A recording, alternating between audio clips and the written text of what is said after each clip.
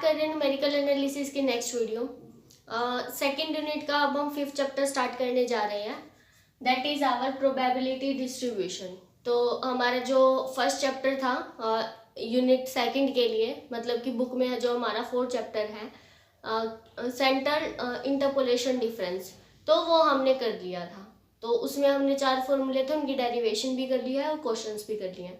तो आप उसको देख सकते हैं, आपका एक क्वेश्चन कंप्लीट हो जाएगा बिल्कुल आराम से। अभी हम स्टार्ट करेंगे प्रोबेबिलिटी डिस्ट्रीब्यूशन।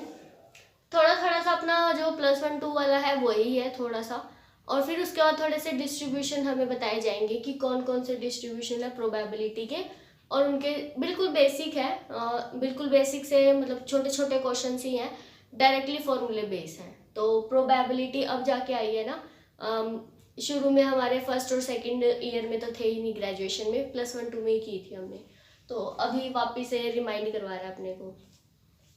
तो आज की इस वीडियो में तो पहले हम बेसिक टर्म्स ही करेंगे, फिर जो अगली वीडियोस होंगी उसमें थोड़ा सा एडवांस आ जाएगा। तो फर्स्ट ऑफ ऑल प्रोबेबिलिटी क्या होती है, रैंडम एक्सपेरिमेंट क्या होता है, सैम्पल स्पेस क्या होता है, simple event, compound event, null space etcetera, ये सारी चीज़ अभी हम पढ़ने वाले हैं। तो फर्स्ट डेफिनेशन है प्रोबेबिलिटी की। तो probability is a concept which numerically measures the degree of certainty and uncertainty of the occurrence of events. मतलब कि प्रोबेबिलिटी से क्या होता है, हम ये बताते हैं कि किसी भी इवेंट के होने की कितनी सर्टेनिटी है या कितनी अनसर्टेनिटी है। फॉर एग्जाम्पल अगर हम कोई भी कॉइन टॉस करते हैं तो हम ये बताते हैं कि हेड के आने की प्रोबेबिलिटी भी हाफ है और टेल के आने की प्रोबेबिलिटी भी हाफ है, अगर हमारा जो कॉइन है वो फेयर है, मतलब कि कोई उसमें रिस्ट्रिक्शन नहीं है कि हेड आना ज़्यादा प्रायर है या टेल आना ज़्यादा। तो उस केस में हम क्या कहते हैं कि हमारा जो भी इवेंट है उसके आने की कितनी पॉसिबिलिटी है, उसको ही प्रोबेबिलिटी बोला जाता है। देन उसके बाद डेफिनेशन है रैंडम एक्सपेरिमेंट की। कुछ थ्योरेटिकल ही चलेगा, तो लिखने की ज़रूरत नहीं है, बुक में सब कुछ अवेलेबल है। तो उसके बाद है रैंडम एक्सपेरिमेंट।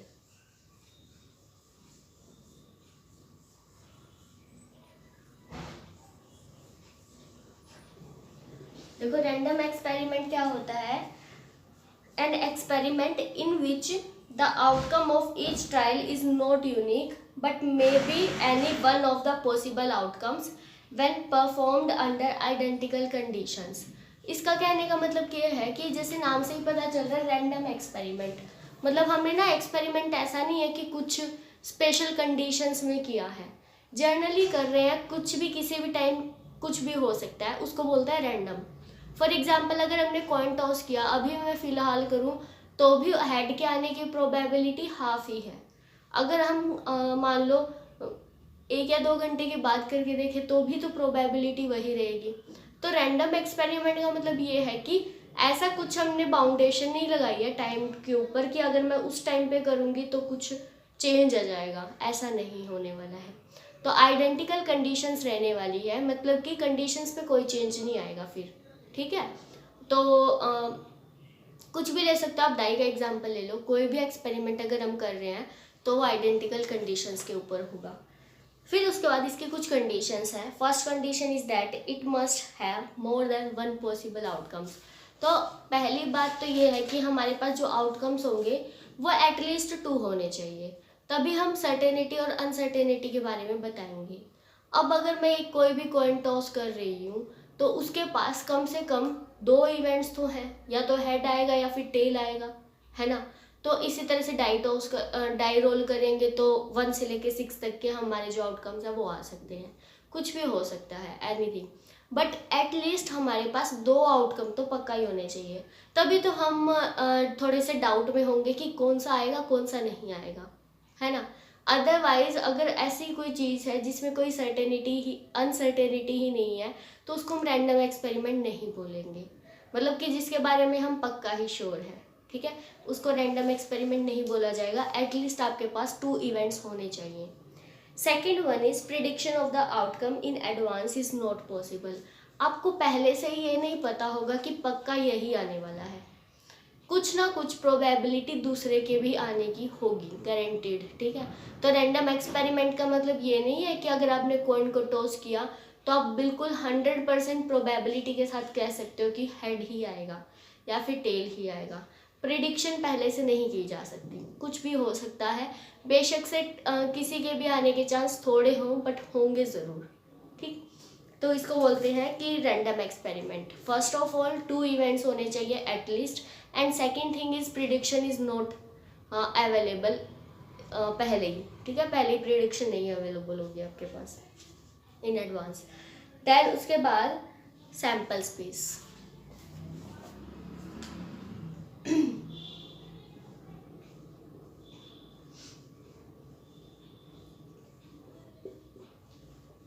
सैम्पल स्पेस क्या होता है?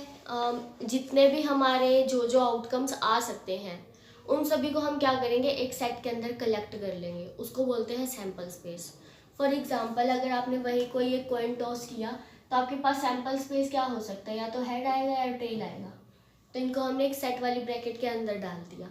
सिमिलरली अगर मैंने एक डाई रोल की तो हमारे पास 1 से लेके 6 तक का डाटा आ सकता है। This will be the sample space.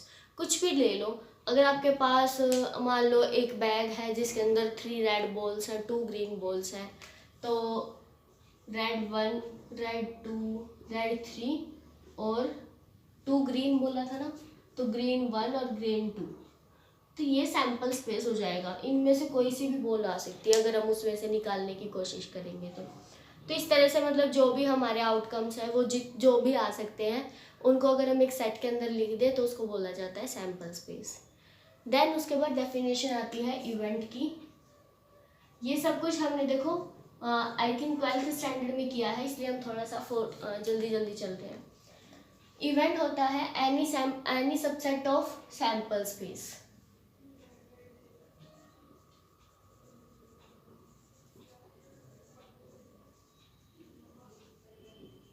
वो कुछ भी हो सकता है, मतलब कि हम ये देखना चाहते हैं कि हम किसके अंदर इंटरेस्टेड हैं। फॉर एग्जाम्पल अगर कॉइन टॉस किया तो मैं चाहती हूँ कि हेड आए, तो मेरे लिए जो इवेंट है वो क्या हो गया, हेड हो गया। ठीक है, अब मान लो डाई रोल कर रहे हैं तो मेरे लिए फेवरेबल आउटकम मैंने मान लिया कि number should be less than equal to 5, तो मेरे लिए जो इवेंट होगा वो क्या होगा, इवेंट 1 2 3 4 5, मैंने कहा लेस देन इक्वल टू 5, तो this will be the sample space, subset of sample space. तो अगर हम किसी भी चीज़ में इंटरेस्टेड हैं तो ऑब्वियसली वो इनमें से ही आने वाला है, बिकॉज इसमें तो हमने सारे लिखे हैं। तो इवेंट का मतलब ये है कि क्या क्या पॉसिबिलिटी है। अब ऐसा भी हो सकता है कि लेस देन 5 नंबर में हम इंटरेस्टेड हो, ऐसा हो सकता है कि हम इवन नंबर्स में इंटरेस्टेड हो। अगर इवन नंबर्स में इंटरेस्टेड है तो हमारे लिए इवेंट एक ये हो जाएगा 6।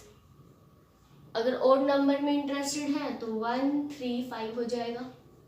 तो इस तरह से हमारे पास इवेंट कुछ भी हो सकते हैं, but it will be the subset of sample space always. Okay, 5 भी हो सकता है। सपोज मैंने कहा कि डाई रोल करो और number should be greater than 7, 7 से बड़ा नंबर आना चाहिए, विच इज़ नॉट पॉसिबल। तो उस केस में हमारा जो इवेंट है वो 5 हो जाएगा, and 5 is the subset of every set, you know that. Okay, तो इवेंट हो गया अपना। और उसके बाद है अब इवेंट्स की टाइप है नल इवेंट। नल इवेंट का मतलब यही हो गया कि एम्प्टी इवेंट हो या फिर उसके अंदर कुछ भी ना है। उसको बोल सकते हैं इम्पॉसिबल इवेंट, मतलब जो हो ही नहीं सकता। अब हमने डाई रोल की तो मैंने कहा कि number should be greater than 7, which is not possible, तो उसको बोलेंगे नल इवेंट है ये। फॉर एग्जाम्पल आपने कॉइन टॉस किया और मैंने कहा कि मेरे पास एक बार कॉइन टॉस कर रहे हैं और मैं चाह रही हूँ कि मेरे पास 2 हेड आए, तो 2 हेड पॉसिबल ही नहीं है। या तो एक हेड आएगा या एक भी हेड नहीं आएगा, बट 2 तो कभी भी नहीं आएंगे, तो उसको भी हम क्या बोलेंगे, नल इवेंट। ओके, नेक्स्ट डेफिनेशन है श्योर इवेंट की।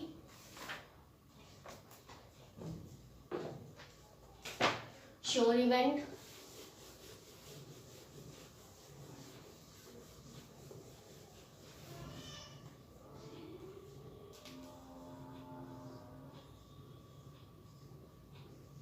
अब इसके नाम से ही पता चल रहा है कि हमें इवेंट के बारे में श्योरिटी होनी चाहिए। कि वो इवेंट तो पक्का ही होगा, चाहे कुछ भी केस हो जाए। अभी फॉर एग्जांपल मैंने कहा कि हम एक कॉइन टॉस कर रहे हैं, तो मेरे लिए फेवरेबल आउटकम होंगे या तो एक हेड आ जाए या फिर एक भी हेड ना आए, या फिर मैं ये कह दूँ कि एट मोस्ट मुझे एक हेड चाहिए, ज़्यादा से ज़्यादा एक हेड चाहिए। तो ये दोनों ही केस में पॉसिबल है। अगर हेड आ गया तो भी मेरे पास एक हेड आ चुका है, और अगर टेल आ गया तो भी मेरे पास एक हेड नहीं आया, which is eight most one. एक से ज़्यादा नहीं आना चाहिए, ठीक है। तो अगर मान लो हम एक कॉइन टॉस कर रहे हैं और मैंने लिखा कि एट मोस्ट वन हेड या फिर एट मोस्ट वन हेड या एट मोस्ट वन टेल, तो अगर आप ये लिखोगे ज़्यादा से ज़्यादा एक हेड आए या एक टेल आए, तो दोनों ही केस में आपको यही तो मिलेगा ना सेट। इसमें एक हेड है, इसमें जीरो हेड है, इसमें जीरो टेल है, इसमें एक टेल है, तो एट मोस्ट वन ही टेल हुई, वन ही हेड हुआ, and this is equal to whole sample space. तो अगर हमारे पास कोई भी इवेंट पूरे सैंपल स्पेस के इक्वल आ जाता है, उसको बोलते हैं श्योर इवेंट।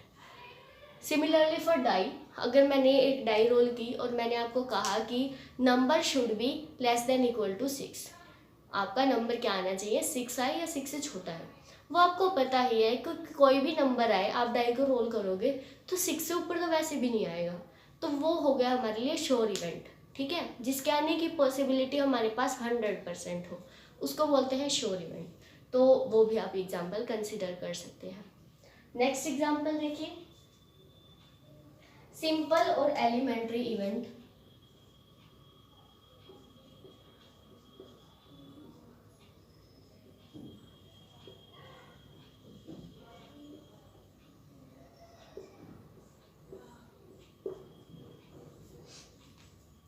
तो सिंपल और एलिमेंट्री इवेंट का मतलब ये होता है कि उस इवेंट के अंदर सिर्फ एक ही एलिमेंट आना चाहिए, मतलब कि सिर्फ एक ही डाटा है, एक ही क्या कह सकते हैं कि नंबर है, नंबर तो नहीं कह सकते, एक ही एलिमेंट है सैंपल स्पेस का। फॉर एग्जांपल अगर मैंने कहा कि अगर हम एक कॉइन टॉस कर रहे हैं तो एग्जैक्टली वन हेड आना चाहिए, तो उस केस में हमारे पास जो इवेंट हो गया वो ये होगा। तो ये क्या है, एक सिंपल इवेंट है, बिकॉज इस सेट के अंदर सिर्फ एक ही एलिमेंट प्रेजेंट है।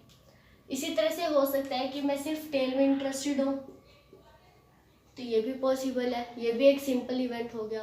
अगर हम एक डाई रोल कर रहे हैं और मैंने कहा कि number should be even prime number, और इवन प्राइम नंबर आपको पता है कि एक ही एलिमेंट होता है, तो this is also a simple event. Simple event means एक सिंगलटन सेट आना चाहिए, ठीक है। नेक्स्ट डेफिनेशन है कंपाउंड इवेंट की।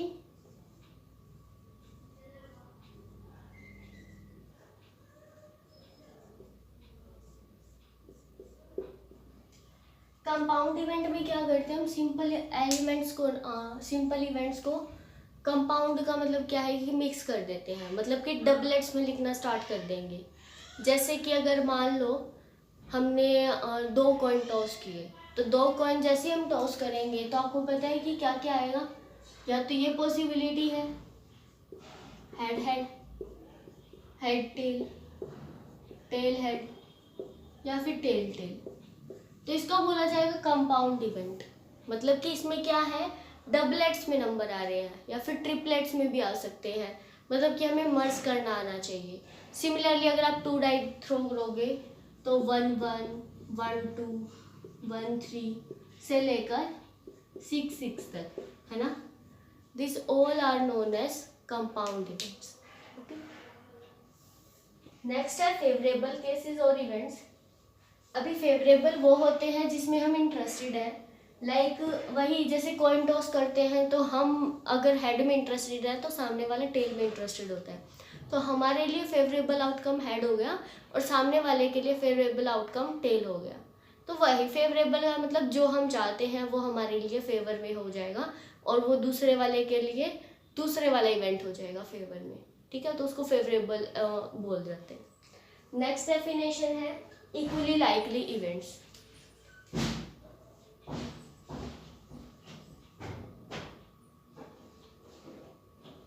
इक्वली लाइकली,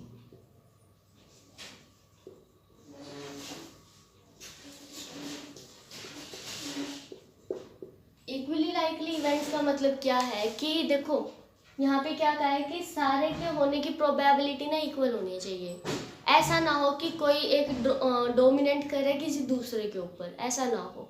जैसे सिंपल सा फेयर कॉइन लिया हमने, हेड आने की भी उतनी प्रोबेबिलिटी है, टेल आने की भी उतनी प्रोबेबिलिटी है, तो दोनों क्या हो गए, इक्वली लाइकली। मतलब कि हर एक इवेंट के आने की प्रोबेबिलिटी क्या होनी चाहिए, इक्वल होनी चाहिए।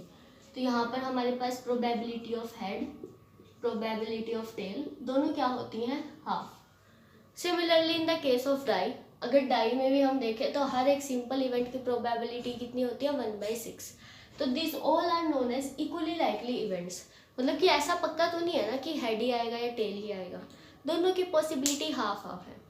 अगर हम वो शोले पिक्चर वाला अपना कॉइन ले लें तो उसमें क्या था, शायद दोनों साइड हेड था, है ना। तो वो वाला जो कॉइन है वो फेयर कॉइन नहीं होगा, क्योंकि उसमें हमें पता है कि अगर हम कॉइन को टॉस करेंगे तो श्योरली हेड ही आने वाला है। तो उस केस को हम क्या नहीं कहेंगे, this is not equally likely events, क्योंकि उसमें क्या होगा, प्रोबेबिलिटी हेड की आने की तो 1 है, क्योंकि हेड तो आना ही है, एक साइड भी हेड था दूसरे साइड भी हेड था, और टेल के आने की प्रोबेबिलिटी 0 है। तो इस केस को हम क्या नहीं कहेंगे, इक्वली लाइकली इवेंट्स नहीं कह सकते। क्लियर है ना सभी को। फिर है हमारे पास next definition mutually exclusive events की।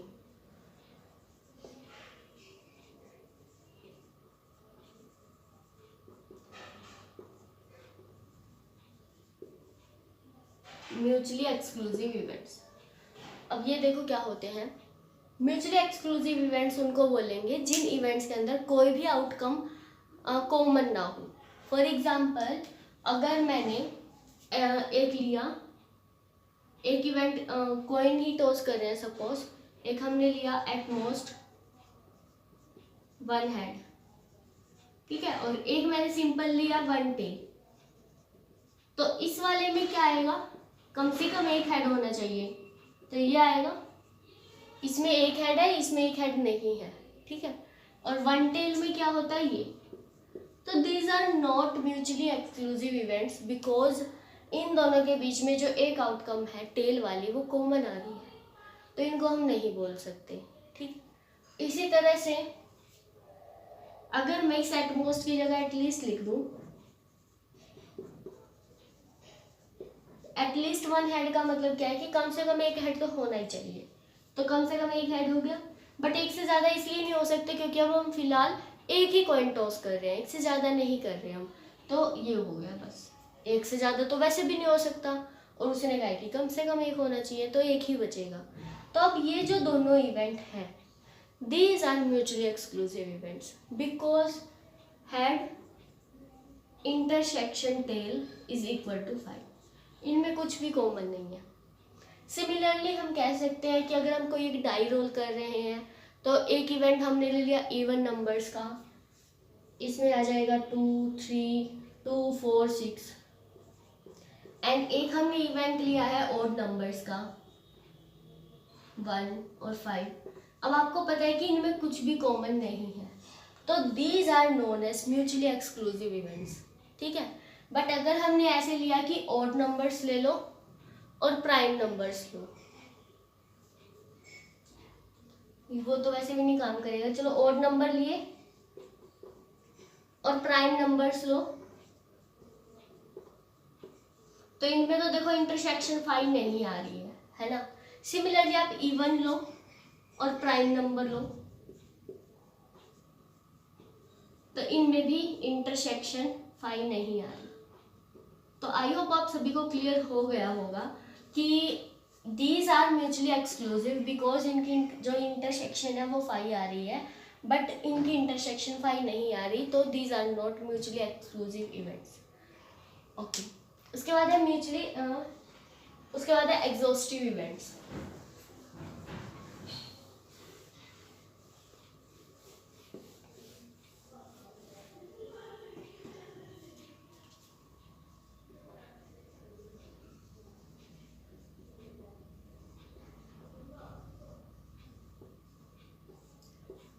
एग्जॉस्टिव इवेंट्स वो इवेंट्स होते हैं कि अगर मैं उन सभी को कंबाइन कर दूं, कंबाइन करने का मतलब इन द सेंस यूनियन कर दूं, तो पूरा हमारा सैम्पल स्पेस बन जाए।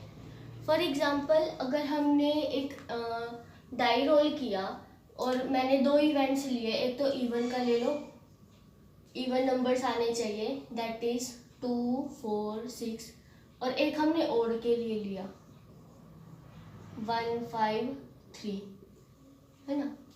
तो ये जो इवेंट्स अगर मैं इनकी यूनियन करूं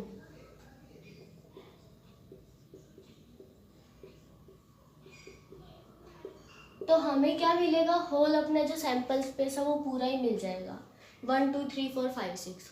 तो इनको बोलते हैं एग्जॉस्टिव इवेंट्स। ये कोई ज़रूरी नहीं है कि इनके बीच में कुछ कॉमन ना हो, ऐसा भी चल जाएगा, और ऐसे भी ले सकते हो आप। इवन प्राइम नंबर्स ले लो, ठीक है, ये लो, और ऐसे भी ले सकते हो। मान लो मैंने एक तो ये लिया 2, 4, 6 ले लिया, ठीक है, ये तो इवन के लिए हो गया। फिर मैंने कुछ प्राइम नंबर्स ले लिए 2, 3, 5, और फिर क्या रह गया, एक अलग से ले लेते हैं 1।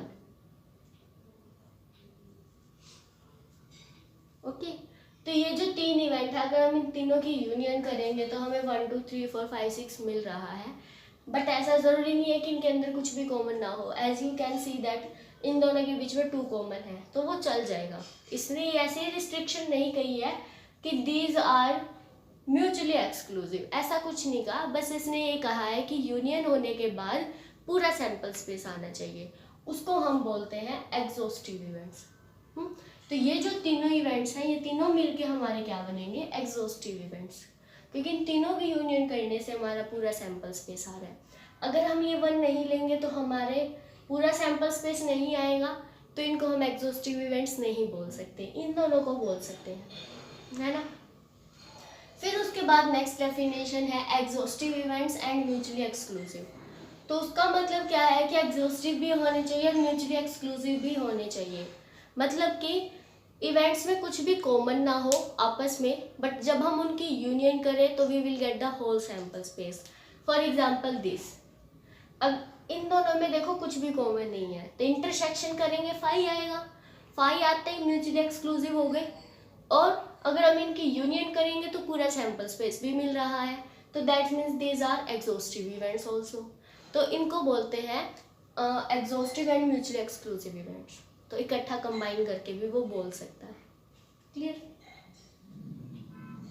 फिर आपको पता है कि जो हम बेसिक डेफिनेशन अपनी पढ़ते आए हैं प्रोबेबिलिटी की, that is probability of any event is equal to number of favourable outcomes by total number of outcomes, है ना। जो भी इवेंट ई है, अब मान लो प्रोबेबिलिटी ई की निकालनी है, तो हम क्या करेंगे, नंबर ऑफ इवेंट्स या फिर number of elements in E event में कितने नंबर ऑफ एलिमेंट्स है, और by number of elements in S, S का मतलब सैंपल स्पेस। तो ये तो बेसिक डेफिनेशन है, ये हमको पता ही है ना।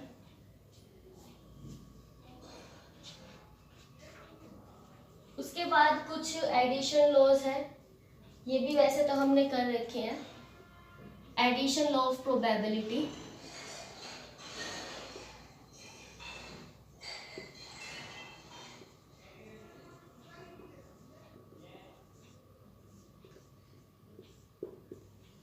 मतलब कि अगर आपके पास 2 इवेंट्स हैं ए एंड बी, और आपको प्रोबेबिलिटी निकालनी है कि प्रोबेबिलिटी ऑफ या तो ए हो या फिर बी हो, आइदर और, ऐसे भी लिख सकते हो, आइदर ए और बी। तो इसके होने की प्रोबेबिलिटी क्या होती थी, probability of A, probability of B minus intersection part. इसका मतलब क्या है, probability of A and B दोनों के होने की प्रोबेबिलिटी कितनी है। तो ये भी हमने वैसे कर रखा है ग्रेजुएशन 12th स्टैंडर्ड में। उसके बाद एक कंडीशनल प्रोबेबिलिटी, एक बार ये सारी डेफिनेशंस आप याद कर लो क्योंकि ये यूज होने वाली हैं।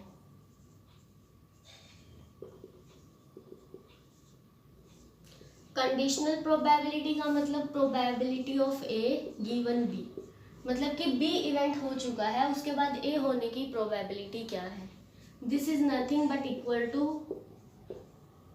Bye probability of B, A and B by probability of B. Similarly, probability of B occurrence given that A occurred is equal to probability of A intersection B by probability of A.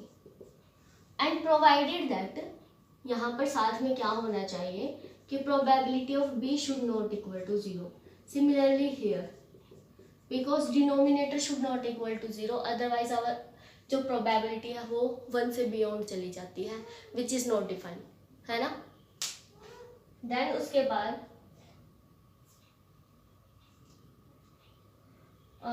बाद है independent events. ये और देखिए,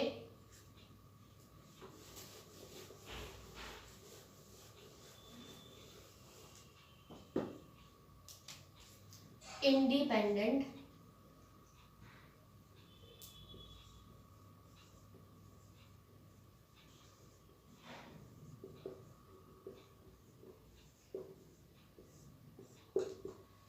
independent events वो event होते हैं कि जिनसे मतलब एक दूसरे को कोई फर्क ना पड़े.